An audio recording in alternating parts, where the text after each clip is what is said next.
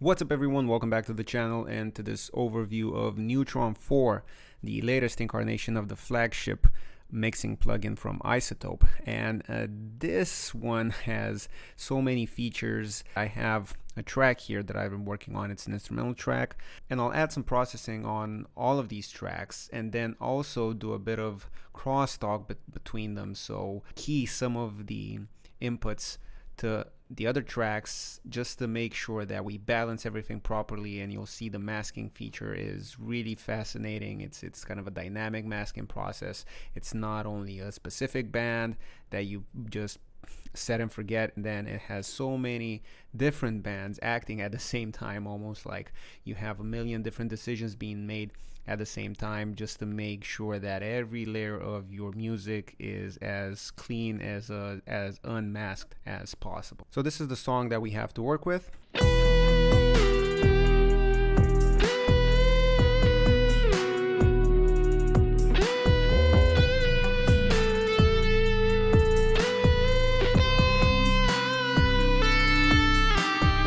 And let's start by adding Neutron on the guitar track, which sounds like this.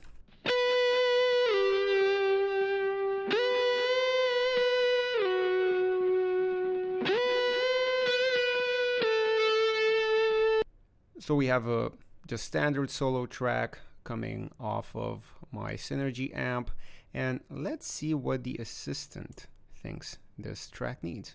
So after it does its processing, you'll get to this window here, and you have some macro controls here. Punch, which is basically the compression. You have distortion, and there's quite a few different types of distortion that you can add, taken directly from trash, and also width.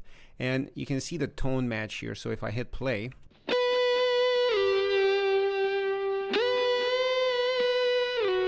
and if I bypass the plugin, so as you can see, it does things dynamically to this to make sure it adheres to this graph here, which is a tone that is kind of the average of how a guitar sound has been recorded and reproduced in music over the past 50 years or so. Their database is quite extensive, so they have a lot of reference tracks, and obviously you can manipulate all of these different layers to get your own specific sound here. So let's hit play again and let's play with some of these. The macro one is this one, so if it's at 100%, you have all of the processing. If it's at 0%, there's nothing happening.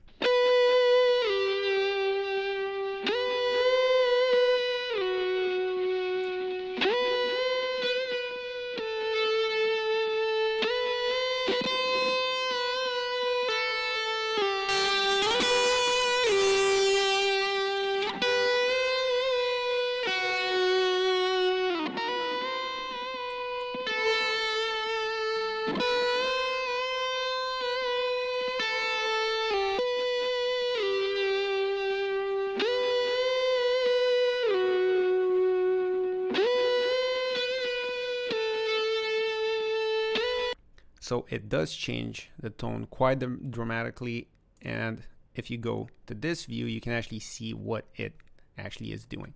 So we have the sculptor here, which is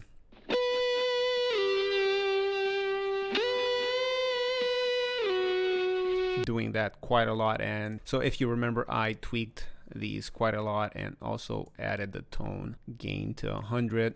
So if we bring this back to say 50% and lower the values here, you'll see that it affects this as well. So the sculptor is something akin to Gulfos, so it's a dynamic sort of processing. It's both an EQ and a compressor at the same time, and it just makes sure that it evens out the tone, or in this case brings it closer to the profile of a distorted electric guitar. The equalizer is what you would expect. It's an EQ doing this.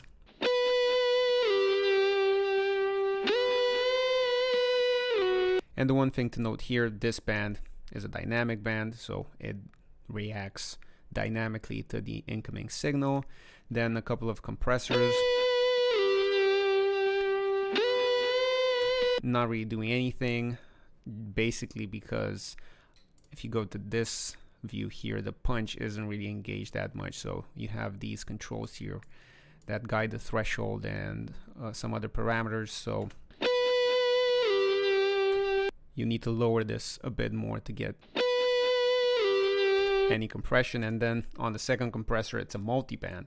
So again, it depends on what happens with the threshold of each of these.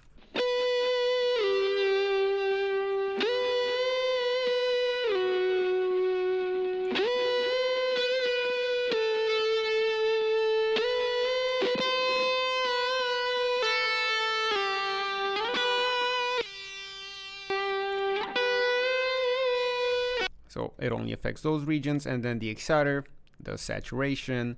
As I said, some of these are taken from trash, and you have here the overdrive, scream, scratch, and clipper, and these can get pretty insane. But again, it is a multi-band function, so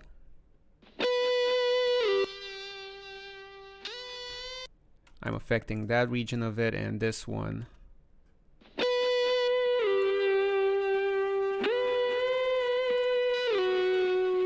you can affect separately. And of course, the usual suspects when it comes to iZotope stuff, you have the limiter at the end, the mono switch, the phase, and you can swap left and right, which is quite nifty. Everything is contained in the familiar interface that most iZotope plugins use. So if you've used Neutron 3 or Nectar or any of the other ones, you'll automatically know what to do with this one. Move on to another track. Let's see what the bass can handle.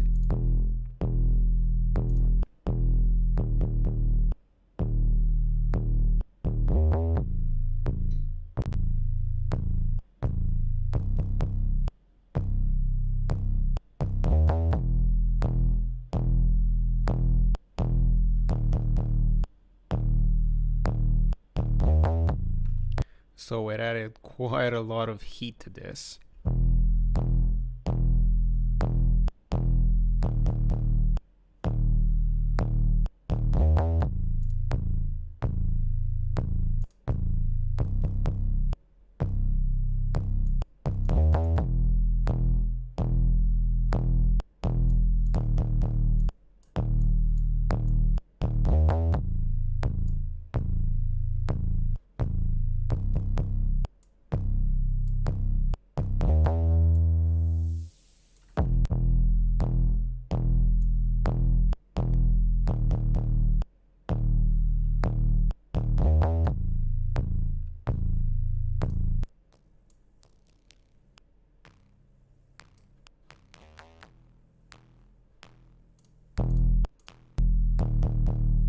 So what I did with this was add a band and the compressor to tame those clicks. It's a really short attack and really short release as well, and a really high ratio, just so that whenever those clicks happen, they get ducked and nothing else really does as well. So you maintain the tone of it. You don't necessarily hear it in the final mix, but when it comes to just polishing everything with a tool like this, it's better to just go in, fix the really nasty stuff, and then not worry about it down the line.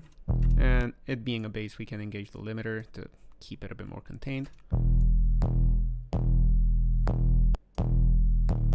Okay, so with the bass, since we need a bit of that extra honk, let's add another band here and use a bit of trash. Let's go for scream.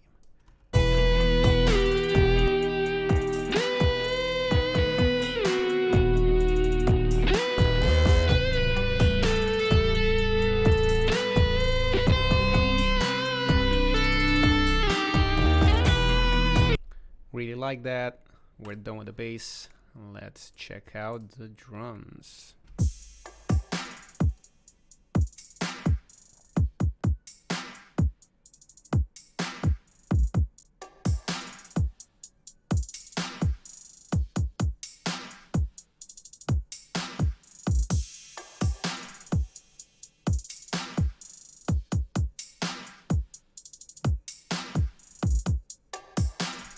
And we go to the detail view. Let's see what the sculptor is doing.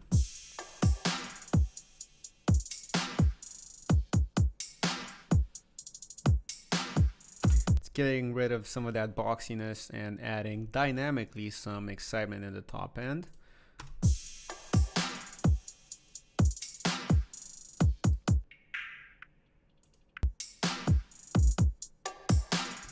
The EQ isn't doing that much, it's just cleaning up a bit of really low end stuff here that's building up, and a bit at 2K.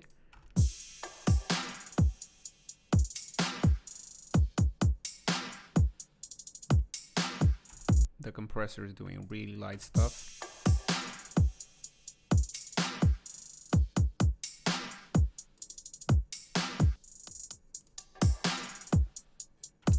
Let's tame those hi-hats a bit, then the other compressor.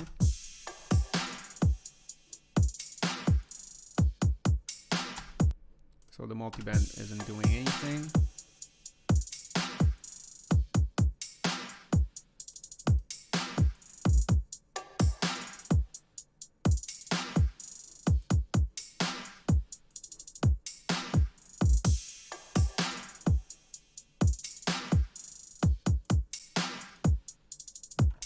And then the exciter is mostly, it's actually affecting both of them.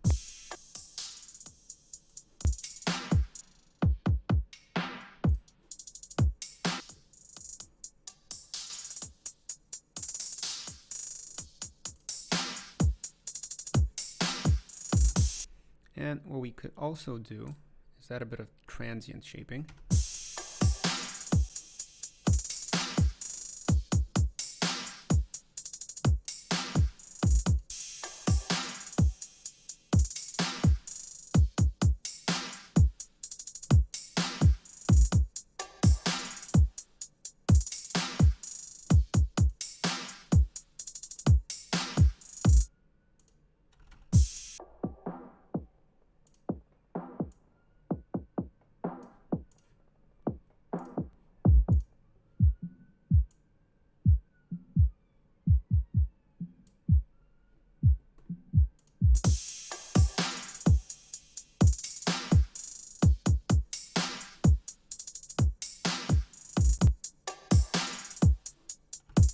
Okay, so let's have a before and after.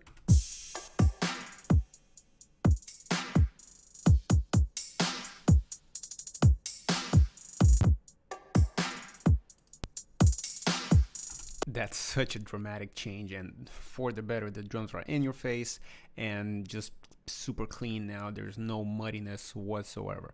Now that we've affected all of these, let's listen to a before and after with everything engaged.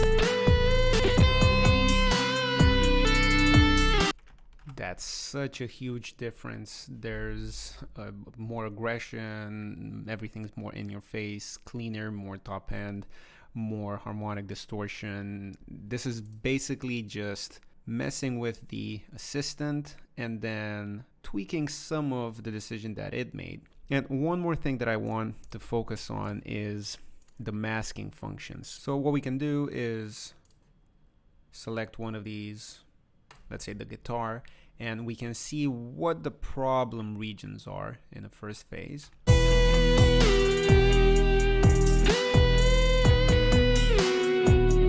And obviously you can do manual correction, but what we can do is add the unmasking feature. And if you send whatever track you want to the one that you want unmasked, it's gonna do that for you.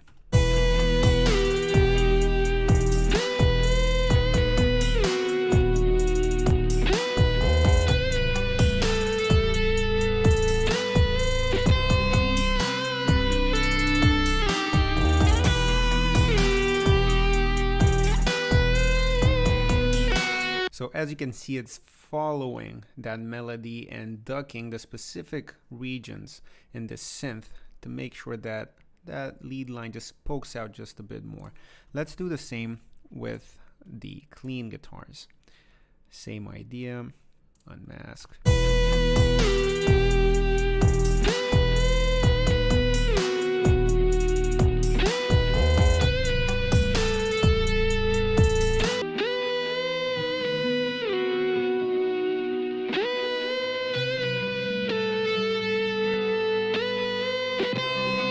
So that's quite a huge change. Let's trim it a bit.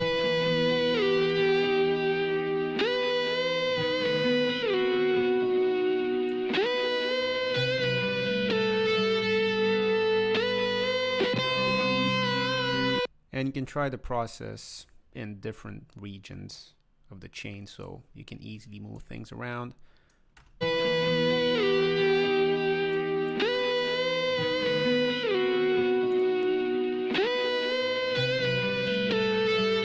Because it is going to affect the entire chain a bit differently.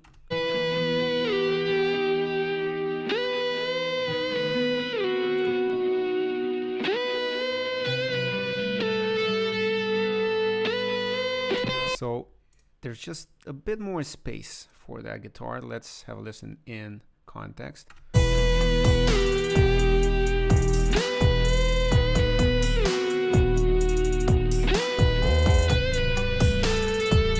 And bypassed.